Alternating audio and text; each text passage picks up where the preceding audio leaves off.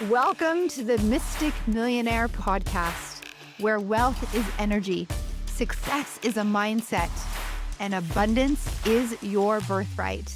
I am Danielle Amos, your host and mentor, here to help you unlock prosperity, embody confidence, and manifest a life you love. Take a breath, align with your truth, and let's manifest millions.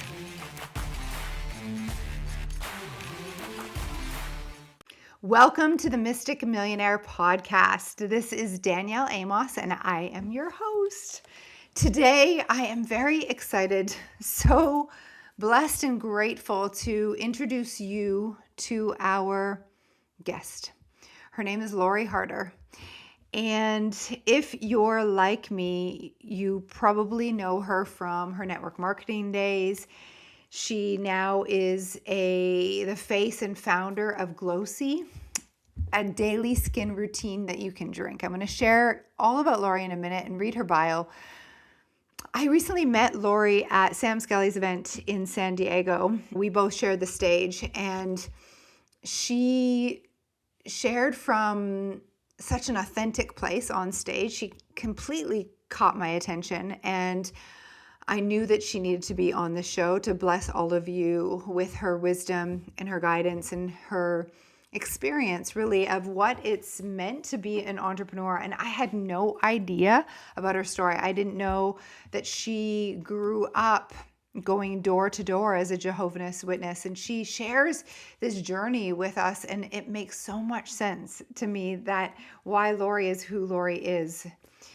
She gets vulnerable and behind the scenes, and she shares about her relationship with her husband, Chris, and what they found has worked and really not worked.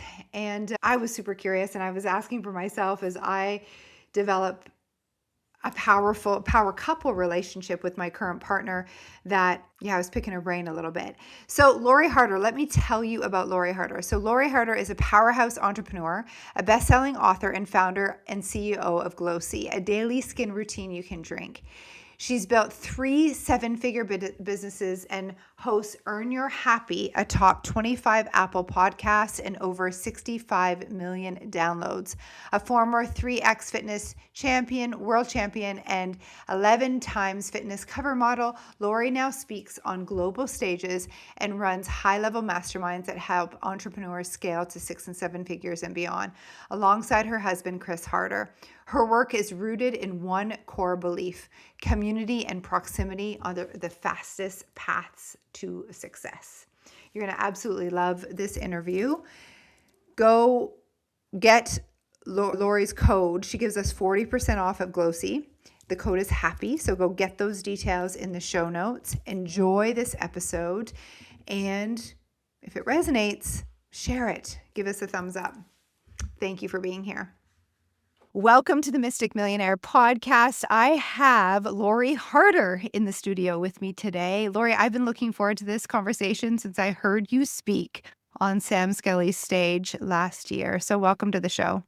I'm so excited to be here. I'm so excited to chat with you. Thank you. So behind the scenes, for all of our subscribers, we were just talking about my desire to be in a power couple and how you and Chris, to me, are such a great example of that.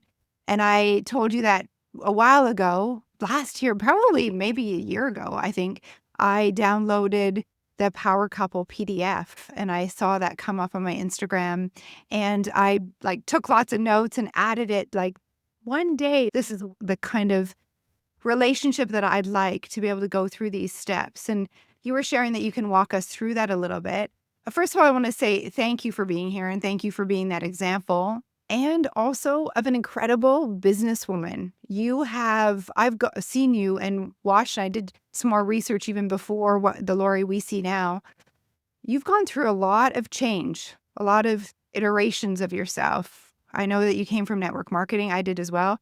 And you had a business that you launched through COVID and then went through some pivoting stages. And now with Glōci, I'd love for you to share with the audience a little summary of your journey, and then let's, talk more about that power couple stuff, if that's okay. Great. I'm going to try to move through it fairly quickly. But like you said, I'm 45. I've had a lot of iterations, but I think it is important for everyone to know because I think that it is going to prove that just about anyone, I believe, can be successful. So I am from a really small town in Upper Michigan, like very small. We're talking woods. A lot of my family is from, like, a lot of them lived in a trailer park. And to me, that was great. I didn't know any different. It was great woods and a river to run in, and it was wonderful. And I was also raised in a more restrictive religion, and I was raised Jehovah's Witness, so I went door to door for a huge majority of my life, knocking on doors, talking about the Bible. My recruiting rate was 0. So I call that rejection therapy Mm. of knocking on lots of doors. I literally had somebody say, "I'm getting my shotgun, get off here." And I was like, "Relax." That's like how normal that was for me. I was like, "You're okay, we're leaving, like, don't worry about it." So it absolutely was one of the best things that I could possibly do. But with that, it was about not, a lot of it was challenging as a teenager because I wasn't allowed to hang out with anyone outside of my religion. Now, being from a small town, that meant there were about 114 people was the average number of people that were in my congregation. And there were about 3 girls around my age. And I really only liked one of them. She was always grounded. And so it was a very isolated way to grow up because when I was in school through elementary school and middle school, you go to school, but you're not allowed to hang out with any of them or be friends. So of course, a lot of, you get talked about a lot in the fact that you can't date and you can't celebrate birthdays and you don't celebrate holidays and you can't be a part of any of the holiday festivities. So you have to just sit there and not cut out the art projects and everyone, when you're different in a small town, you're very different. And so that created a major, almost like a barrier for me of like, wow, I don't necessarily feel like I fit into this congregation because I always felt like I'm sure I'm relating to so many people so hard listening to this. I always felt what was a big call of like, I'm going to do something big in my life. I didn't know what it was, but I also knew that in my religion, girls didn't do big things. Nobody did big things. It was you were going to go door to door for the rest of your life, and this is what you're going to do, and you're going to sacrifice whatever job you were doing to make sure you could just provide for yourself to do that. So I share that story not to feel bad because it was honestly a great way to grow up. My family was awesome. I didn't know any better, so to me it was like, okay, this is just what we do and what we deal with. But what I did start to realize is as a teenager, I was like, oh, I don't think I'm going to be a part of this for long. Like I'm going to move out when I'm 18. And so when I was 18, the important part of this story is that in order for me to choose myself and to choose what I knew I wanted to do, I had to leave not just a few people behind. I had to choose to potentially never talk to anyone in that religion again. Because at the time they used to disfellowship people. And like when you leave, it's like, well, you don't talk to people anymore. You literally get isolated. So leave my friends, family, and everything that I had ever known. And the reason why that is extremely important is because I believe it doesn't matter if you're leaving a religion or you're breaking a pattern. Like it doesn't matter, Danielle, if no one in your family was an entrepreneur or no one went to college and you're the first one to do it. It's like you are having to like become a completely different person, sometimes leave a lot of people behind, and sometimes go against things that your family believe or what they think. And it's all the same. So whether you are leaving a religion or you're becoming someone new, you're going to go through what I call like the death valley of like this becoming, this transition of becoming. And the journey in between is all the same. Literally, it's isolating. It's hard. All you want to do is go back to what you know, even if it was painful, but you know that you can't. And it's knowing and having faith in something that you cannot see. And it's needing to build up an entirely new network of people and of friends. And it's like you feel lost all the time. You feel uncertain all the time. And the only thing that you have is this weird little faith inkling that you need to learn to feed instead of feeding the fear. Oh my And God. so it's a long journey through Death Valley of knowing like, okay, well, I'm in, Arizona right now, but I need to get to California. I've never heard of California. I don't even know if it exists, but they say it's beautiful. They say there's water there. They say everybody wants to live there. But you literally still need to walk through Death Valley without supplies because you've never done it before.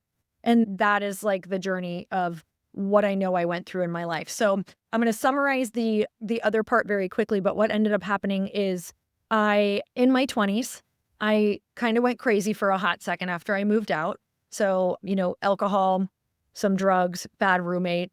And I decided to move back in with my parents for a minute.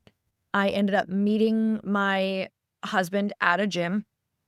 And when we got together, it was like the first person who, like I said, believed in big dreams. And we started to just be like, what would this dream look like? And from there, I didn't start my dream right away because I did not graduate high school. So I worked random jobs. And my story was like, I'm not smart enough. I'm a loser. I'm going to be working at these coffee shops and front desks of salons for the rest of my life because I have no high school diploma. And I was lying on the job resumes. I was like, yes, I graduated from high school. And I was always so afraid they were going to find out. And like at the time, I was like, am I going to go to jail? Like, what happened? Like, you're so worried about it. And so the only thing that forced me into becoming someone new was 2008. My husband was in mortgage and finance.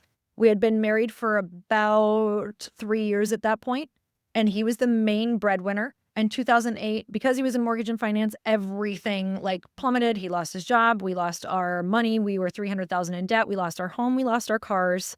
And we were both looking at each other like, what in the heck are we going to do? I was looking at me like, I don't have like a skill set that could ever dig us out of this because I was working at an LA Fitness that was making $6 per 30-minute session, never going to dig us out. And that was the moment that I was like, I have to step up. Like I have to become the person that I know I came here to be. And so I was forced into kind of the next version of me, which in that moment looked like me starting my own gym so that I could make more of that money. And then from there, one of my clients was network marketing. And I said no to her for 6 months straight because I was like, no, network marketing is so tacky and awful. And like, I don't want to do it. Everybody makes fun of you. And she brought me a check one day, and it was her check that she's like, okay, I'm going to show you my check. This is for 1 week. It was for $13,000. And I said, sign me up. We're going to do network marketing. And in about, I think it was about 13 months, we went from zero to $1 million, got out of our situation because I found a vehicle. I was like, I'm never going to stop. I found a vehicle that I don't need a diploma for. Yeah. And I was desperate. And from there, I learned really quickly, like, I can't change women's bodies without changing their mindset. And also what happens is a lot of women felt really trapped in their life and in their marriages. And this is what you learn when you own a gym. And it was because of their financial situation. So I wanted to not only work with women like mindset wise, personal development wise. So I started a lot of personal development events, trainings, courses. But then I got really passionate about teaching women how to make money so that they can walk out of any situation that doesn't serve them anymore. And so that's when we did, the book, the entrepreneurial events later on. And then fast forward to 2020, I really felt like my next venture was into physical products because I had done the digital marketing for so many years. I had done, it was like 15 years of network marketing, digital marketing, memberships, courses. And those were all amazing, but I was feeling like another frontier. I'm a person who goes for challenge. Don't ask me why. I love it, but that is the long version of how we got here. Amazing. Oh my goodness. My mind is spinning. First of all, what a school you went through, teenager, knocking on doors and being rejected. Like, I don't know if there's any other better training for network marketing. For real. For everything. You couldn't, for everything, true. Yeah. But you couldn't even look that up. Like, it's like, oh, I've done this before. No problem. Literally, I remember when I started, I was like, oh, so all I'm dealing with is rejection? Like, I've done this all day. Oh my goodness. And it makes so much sense that you'd be able to lead others through that because you've led yourself through that. And so you were totally embodied with being okay, being rejected. I'm sure that you had some hard moments as well, but you had the foundation.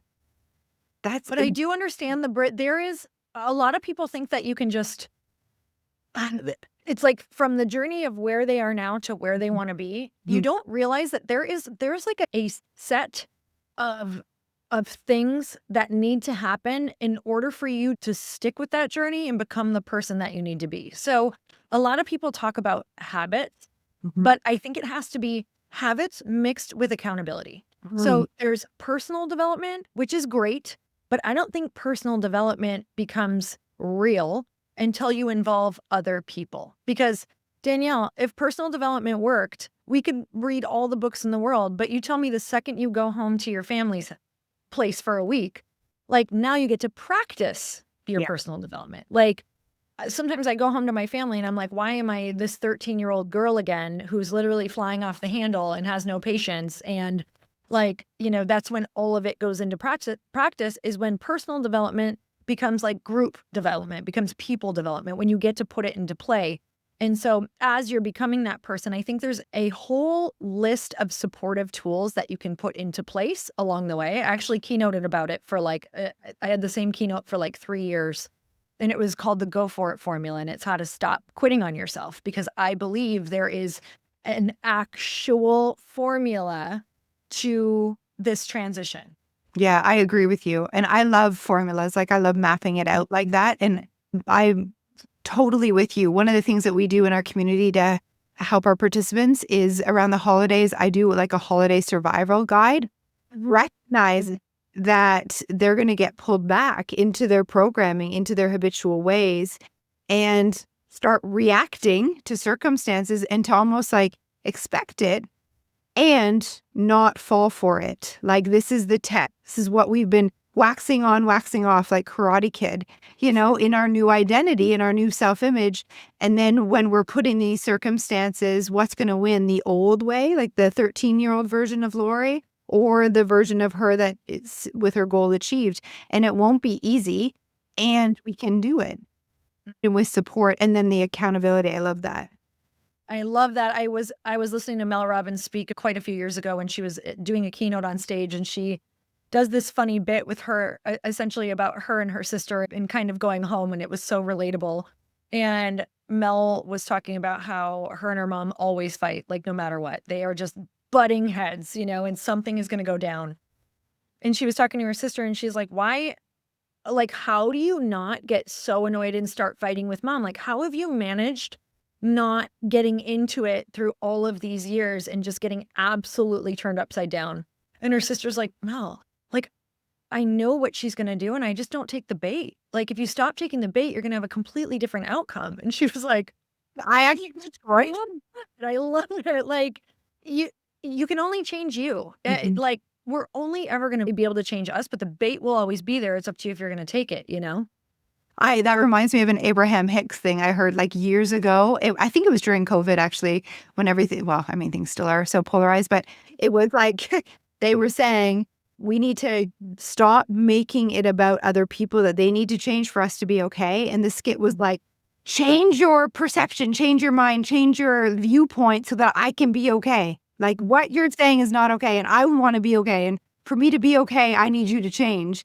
And this whole skit is the same sort of thing. It's like, yeah, no, how it works. Yeah.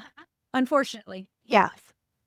And it's not about them. It never was about them. They're simply like, I see people as like players in our own movie, and to the point, that we've given them the script, Yeah. And then it gets so fun, Danielle. I know you know this, like when you can stop reacting the way that you did, and then all of a sudden, like they change. Totally. Because you changed. And now it's like when I really started to change, now I have a great relationship with my family. I'm like, this is crazy. Like they did not change. I changed. And your expectation of them. Yeah, exactly. Totally. There's a part in Neville Goddard's Power of Awareness. It's one of my favorite books. In chapter 7, he gives an example of just that. This woman, she kept complaining about her boss, and she kept rehearsing about her boss in her mind on her way to work. And then her boss would show up like she expected him to. And the coaching she received from Neville Goddard was like, play a different picture in your mind. Like expect them to be different. You show up as if they are already different and see what happens. And this whole experiment, she does it. And she's like, oh my gosh, my boss is giving me compliments and is the best guy. And it's like, yeah, it has nothing to do with the boss. It's all you. Oh, I love that. All right. So let's talk about power couple stuff. Like I'm like here, I want to learn myself. So what have you found? Because I know, you and Chris have been together for over 20 years, and you met each other when you were young and very different versions of each other. And what like, what have you found that has been the key to your success? Has it always been that way, or is this something that you guys had to learn together? And now you do work together, and I heard you share on Sam's stage that, like, what that looks like, and you were quite funny about it, and that kinda gave me a sigh of relief as well, but hearing you share, I'd love to hear, like, what that transition and what you found has really worked for you guys as far as, like, key step or Okay, I love this. I will say it's never perfect. yeah. You learn tools to make your arguments shorter and less heated. But, I actually, when you're going into a relationship, you can't ever expect that you are not going to argue, especially with your right person. Mm, Because and I don't want to say right, but I'm just going to state an opinion here. When you're with the person who's going to grow you and you guys are going to grow together and you're going to love being together and you're going to love the conversation and you're going to love, what you have together, it's probably because you're pretty different in some areas. You're probably very alike in some areas, but you're probably working great together. And there's things that you're so attracted about because that person has an opposite, maybe skill set than you. They've taught you something. They show up different. They've opened up a new world for you. Whenever there's two very opposing things, though, that opens up an opportunity for fighting and differentiating of like a difference of opinions. mhm, And that can be quite frequent as you start to live life. And if you decide to work together, because of the rate of decision making that you both make together, there's going to be a difference of opinion in all of decisions. mm, So, and you want that. So, the first thing I want to say is when people are striving for something perfect that feels good all the time, that's the opposite of what you actually want. I believe you do want the difference of opinions, but what you need is a language around it. You mm, need to know that the way you're about to talk about something, the way you're about to like confront something, you need to have a set of rules for each other around that. And that is going to be a great place for you both to start. But when there's people who like, you go into a relationship and you're like, why are we fighting all the time? Or why do we, all of a sudden we're just butting heads? It's probably because you're going down a new path where you're starting to make some couples decisions together. Like when you're on The Bachelor and the dates are already made for you and you're only talking about fun stuff, you're not having to see different sides of each other and how each other think. It's all fun and it's rainbows and it's all the great things and the great parts of your personality. But as life starts to life you both, like you're going to start to see other sides of each other. And so I think that setting the expectation that you are both on the same team, mhm, you want to learn what the other person's language is, and then you want to create a language of your own. It's kind of like how these AI bots right now are creating their own language. They're like, wait, we don't really even speak these humans' language. If this sounds crazy, it's happening right now. But like, let's create something that we can all communicate and we can understand. So actually, Chris and I created kind of our own language. We started to say what's off limits when we're getting heated. What words are down to the words. mhm, So like, there's nasty words I would say to him that just trigger him. And he's like, if you call me these words, like, we're out. Like, we have this many opportunities to make sure we don't use these anymore. And you need to know that this is serious. Like, this is like a level 10 for me if you call me this. yeah, This is a level 10, like, not acceptable if we say the word divorce in a fight. Even if we know it's not true, you don't even plant that. You mm, don't say that if it's not on the table, if it's not seriously on the table, you do not use those words. And so, it's like, you can't call me a bitch, can't call you a dick, can't cut like all the things like asshole, like literally named all the words that when you are heated, like you want to call your partner because you are just so angry, because those are the things that when you feel them, it's like that matters, that stays with you.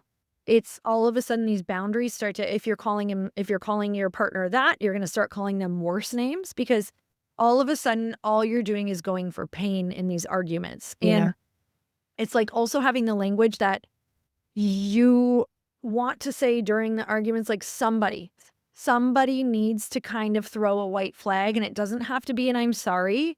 It needs to be a neither of us want this. yeah. We're on the same team. Let's walk away for a while. Do Like, you let's separate and come back to it. I've got a question. How do you guys keep each other accountable to a standard? as far as like, if, let's say Chris sees something in the way that you're showing up, do you guys use your own language to like a code word to go like, hey, Lori, and maybe if it's even in public, like I'm thinking there's such value to that because as my partner understands how I want to be showing up. And if he sees something, is there a way that Chris communicates that to you so that you don't get triggered?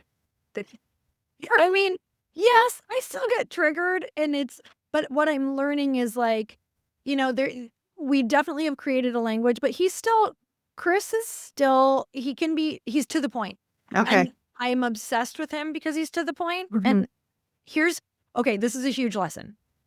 The things that make him so masculine to me, so powerful, so incredible in business, I will always be looked after. We will always win in the deal, like meaning like in a powerful, like grounded way. He's not out there hurting people, but he is going to stand firm.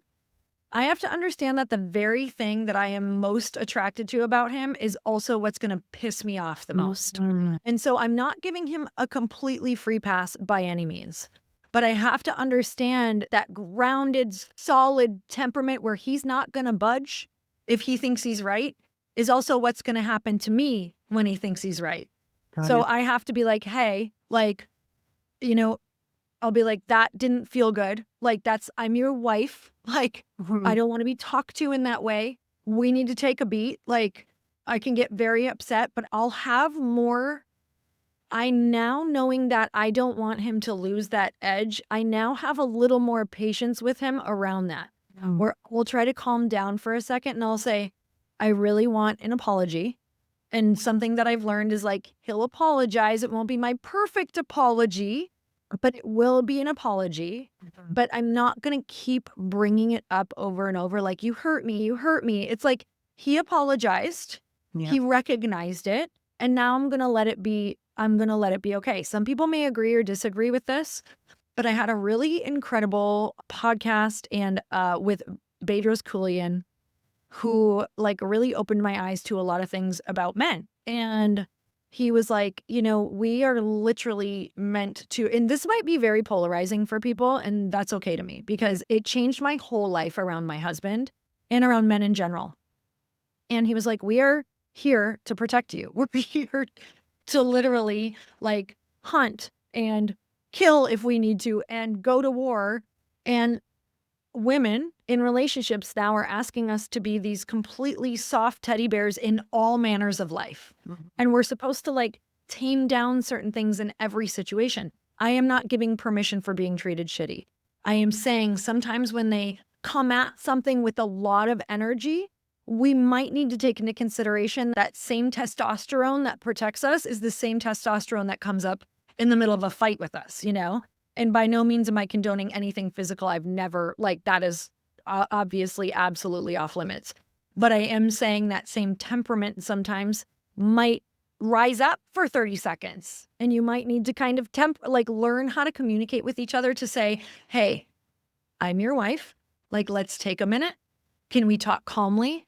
I didn't appreciate that. Like, that is not okay.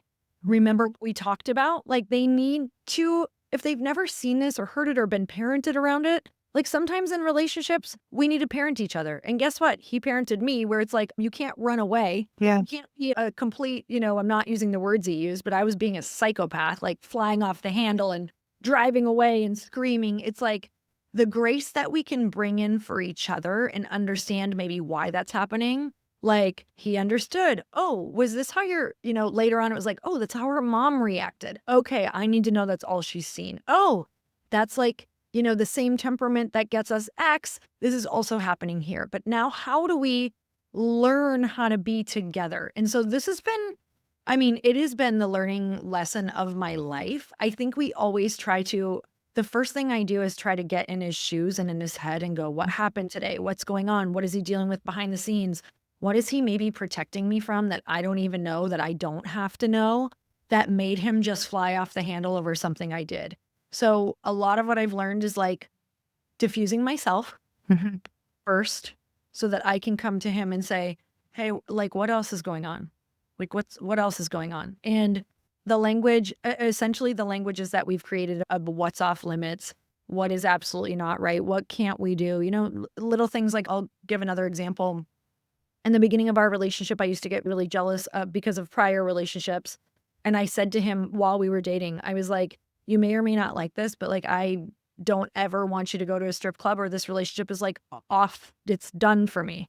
And I was like, it's just something that triggers me. I've been super triggered by past relationships. I was lied to all the time, and then different things happen. I said, I don't ever want to feel that way. And that's what makes me feel that way. And he was like, okay, that seems a little, he's like, what about bachelor parties? I was like, no, it's like my boundary. Like, this is where I'm at.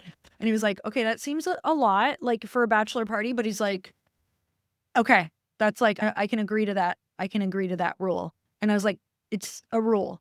And so he had other rules for me too. I don't want to be made to feel this way. I don't love when it's like excessive flirting, or I'm like, great. What types of things for you are going to trigger you and throw you back into a pattern? Can we talk about all of them?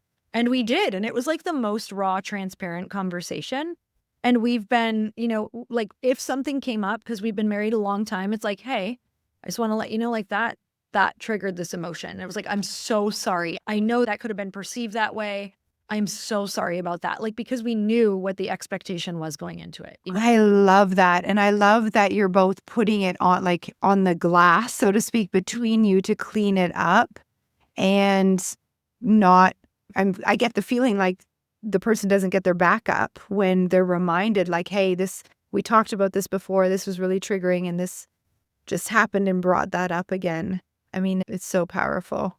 And we've got to be really willing. I mean, not everyone's ready for a relationship like that, But the problem is, Danielle, the hard part is, if you can't bring that up front, it's coming.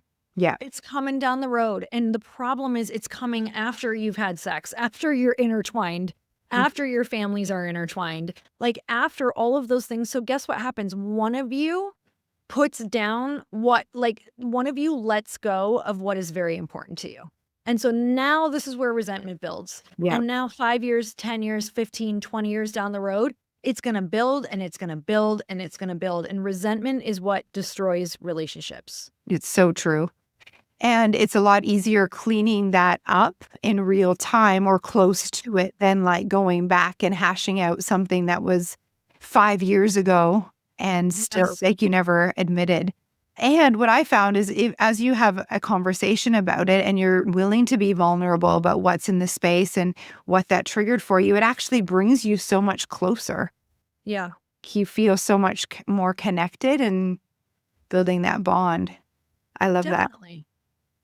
Yeah. With you and Chris and working together, what's that been like? And this is so good. Okay, so this is when I was starting to, we haven't always worked together. So this is around the time that I started to get into personal development.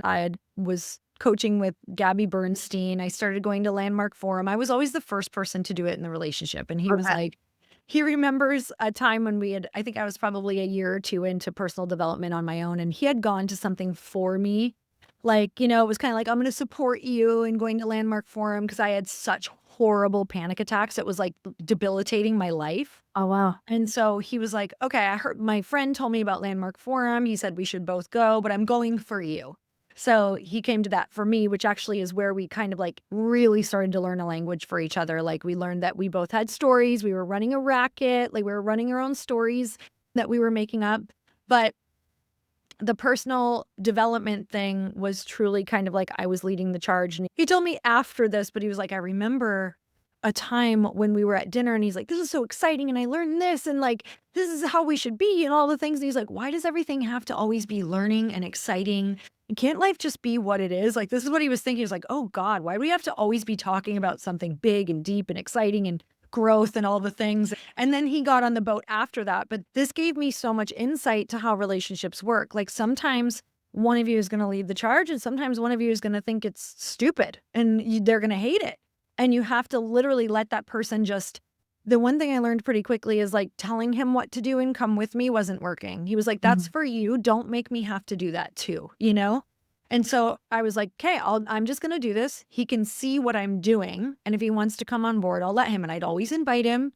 And that was a really big lesson because if I would have pushed him, it wouldn't have gone well. I think we could have really like parted ways earlier on if I would have been like, you need to be this way. Why aren't you being this way? This isn't how you handle it. And kind of back to the beginning of what we had chatted about, Danielle, was like, it was like, I'm going to change myself. And that also changed our relationship. So with that said, I got into personal development. He was still in like the mortgage and finance world.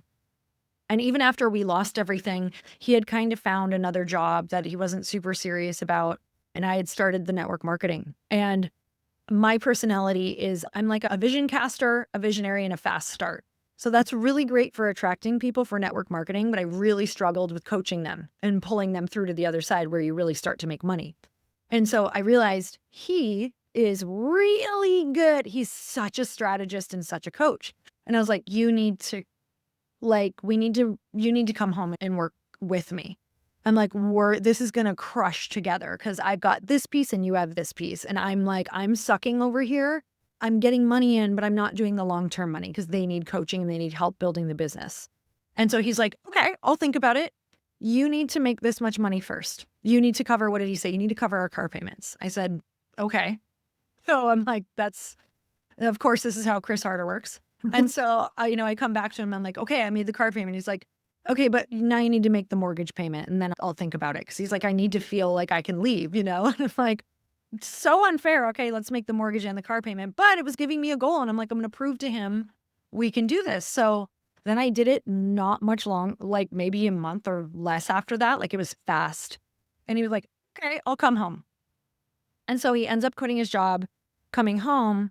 And all of a sudden, it's like, even our first couple of weeks together, and I'm like, oh my God, this is a nightmare. Like, this is a disaster because he is like over my shoulder the whole time. He's giving me numbers and quotas to hit when I'm very soul led. I'm very intuition led. I'm very like, I'm going to sit and visualize all of these women coming into our events and our downline. And he's like, what are you doing? Like, we need to meet these goals. We have bills to pay. Like such a almost like a fearful, have to hit these quotas and numbers.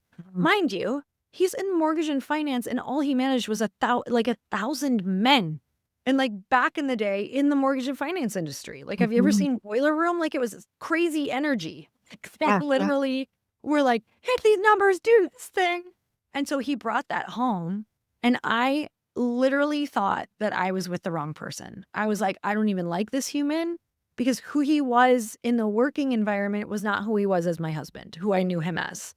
And so I had a very, it was a little while where I was like, I don't think I can be in this relationship. This is not good because now he's at home with me all the time. And I'm like, this is a disaster. And so, more personal development forward, that's really when we started getting into the language and we did have to role play of how I wanted to be spoken to around if we did have a quota to hit, if we did have money that we needed to make, if I did have numbers that I needed to fill.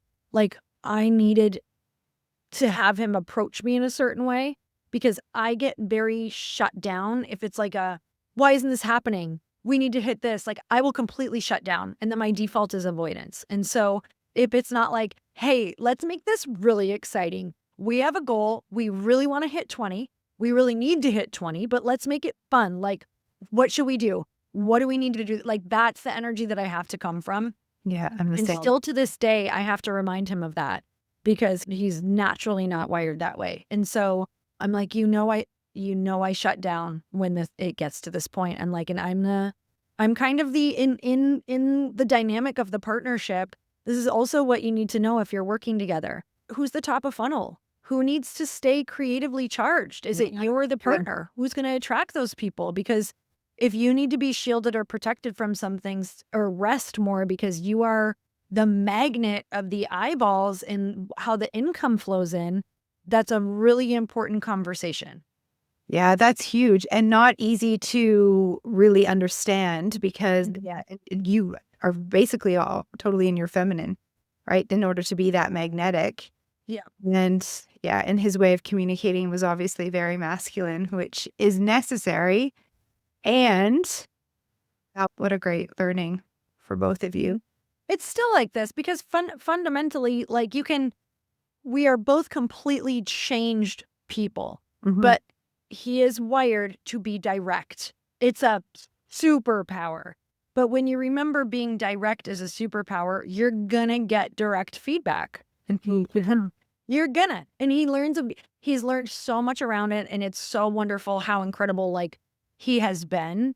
But in moments where emotions run higher, you're gonna go back to some of your programming because you're a human. Like I go back to some of my programming, you know? I'm a human.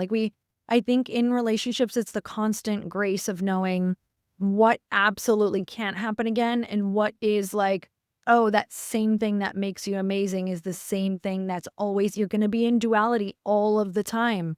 And so it's kind of like knowing the shadow side of what your strength is.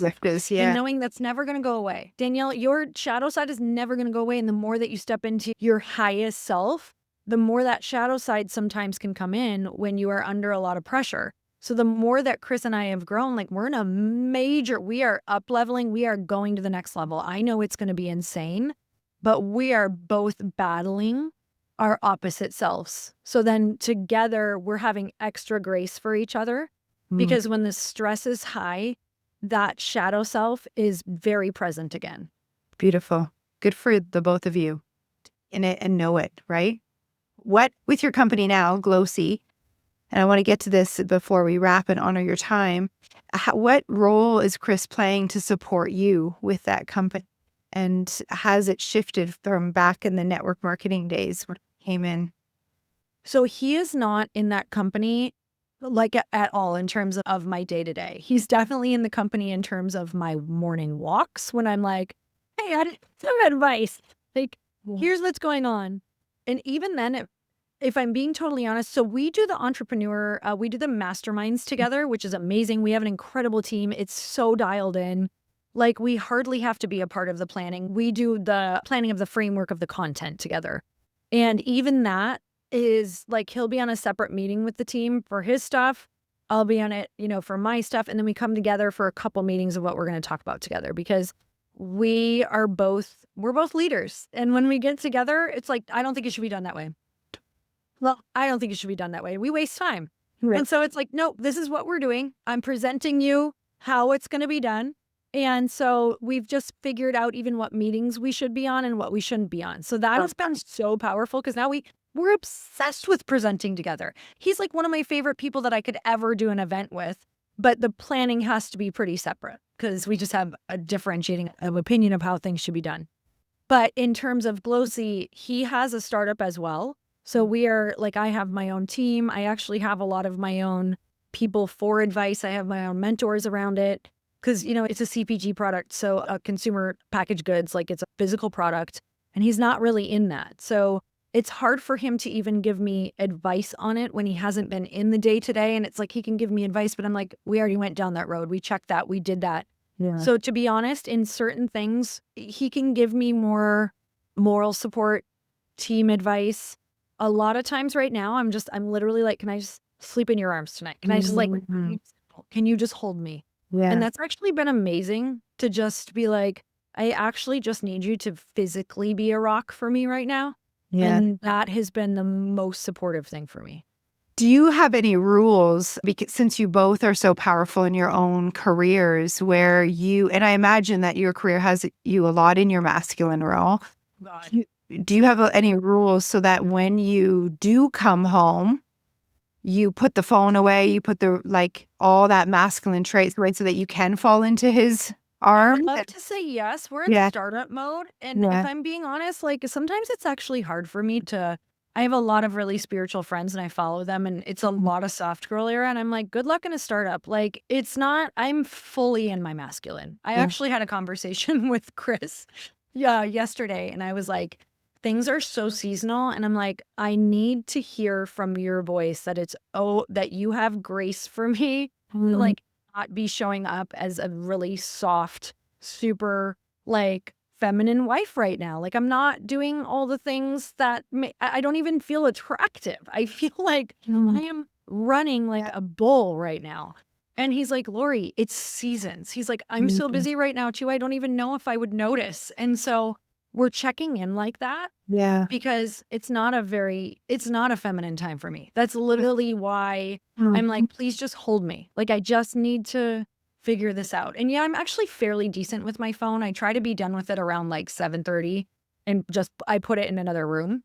And that's been really great. We'll listen to a book together, but we're fully in it. And in order to keep these businesses alive, thriving, and to the point where, they're getting solid, it's like, it's not a joke. And I want people to know, like, when you can't have it all at once, you cannot have it all at once, but you need massive communication. I'd say, what's beautiful about it is the communication.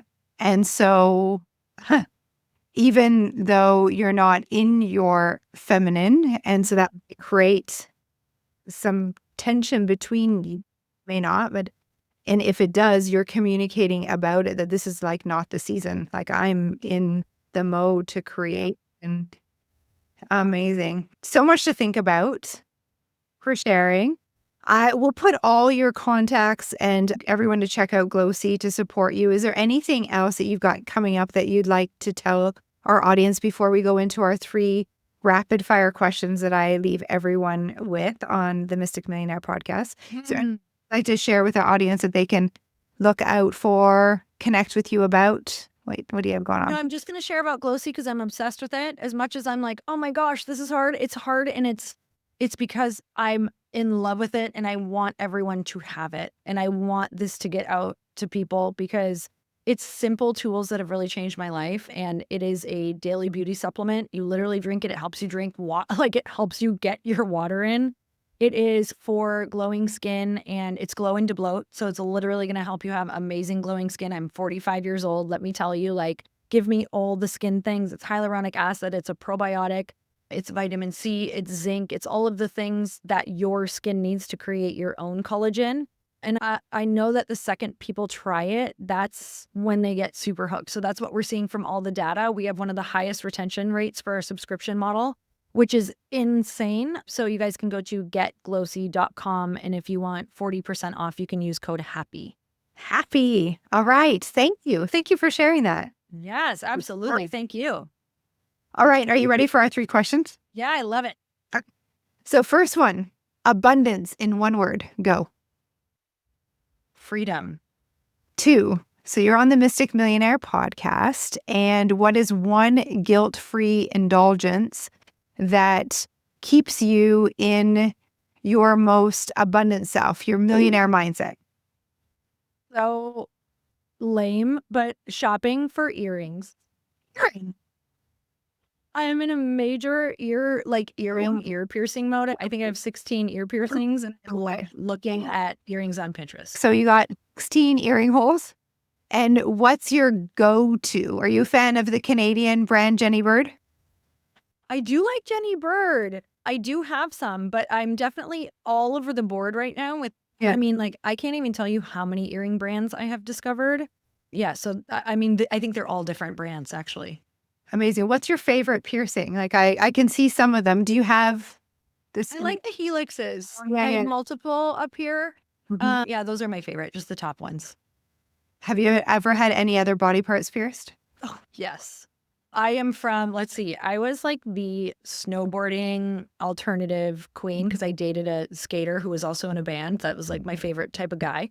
So we had septum. We have pierced our nose like these multiple times. They just close up. Inner ear, tongue, when I was 18 and went on a Mexico trip, belly button.